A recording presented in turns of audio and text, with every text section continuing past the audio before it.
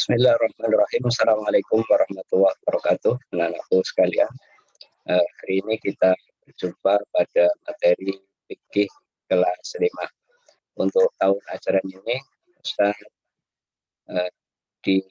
mendapatkan tugas untuk menyampaikan materi fikih khususnya kelas 5. Baik, perhatikan tema berikut ini. Pada pelajaran kali ini kita akan belajar tentang materi zakat. Apa itu zakat?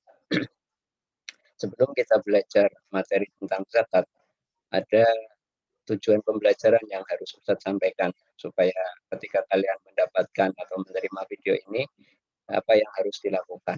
Yang pertama, diharapkan setelah anak-anak menyimak video berikut, anak-anak dapat memahami pengertian zakat. Kemudian yang kedua, anak-anak dapat memahami hukum-hukum zakat. Zakat itu hukumnya apa bagi setiap muslim dan muslimat. Kemudian yang ketiga, siswa dapat menyebutkan macam-macam zakat.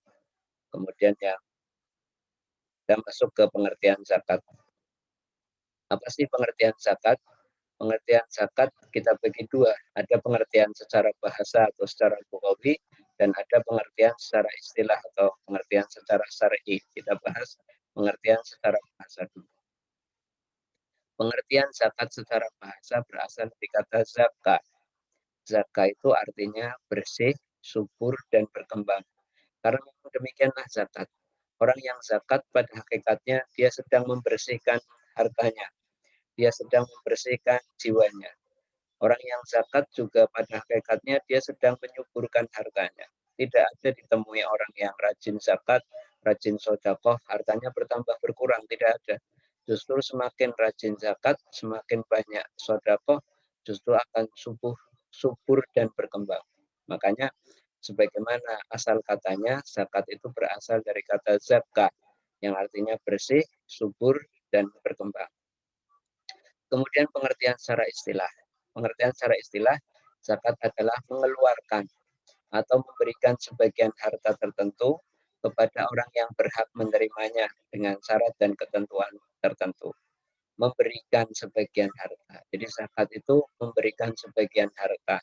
Kepada siapa? Kepada orang yang berhak menerimanya dengan syarat dan ketentuan nanti akan kita pelajari berikutnya. Ini pengertian zakat baik secara bahasa maupun secara istilah. Sekarang apa hukumnya zakat? Hukumnya zakat adalah fardu ain atas setiap orang Islam. Apa yang dimaksud fardu ain? Kewajiban yang harus dilakukan oleh tiap-tiap individu orang beriman. Orang yang beriman, maka dia wajib untuk berzakat.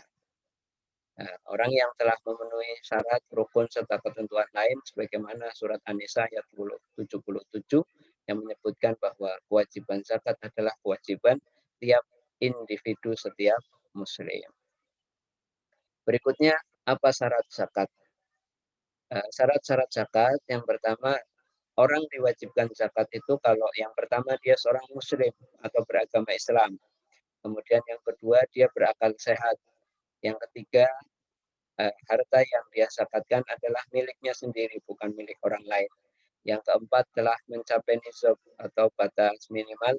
Dan yang kelima telah mencapai haul atau genap 1 tahun memiliki. Nisab dan haul diperuntukkan bagi yang membayar zakat mal pada jenis harta-harta tertentu. Jadi tidak semua harta nanti harus ada nisabnya, harus ada haulnya. Hanya pada jenis-jenis harta tertentu yang mengharuskan nisab dan haul. Kemudian jenis-jenis zakat. Jenis zakat meliputi ada dua. Yang pertama zakatul fitrah atau zakat fitrah atau sering disebutnya dengan zakat jiwa. Dan yang kedua zakat mal atau zakat harta. Kenapa dinamakan zakat fitrah? Karena fungsinya membersihkan jiwa kita. Setelah berpuasa 1 bulan penuh lamanya, kemudian dibersihkan jiwa itu secara tuntas lewat zakat. Sedangkan zakat mal itu untuk membersihkan harta-harta kita. Demikian untuk pembelajaran fikih kali ini. Kita sudah sampai pada pengertian zakat, hukum zakat, syarat-syarat zakat, dan jenis-jenis zakat. Insya Allah pada pertemuan yang lain akan kita bahas lebih lanjut. Terima kasih. Saya akhiri, assalamualaikum warahmatullahi wabarakatuh. Terima kasih atas perhatiannya anak-anak.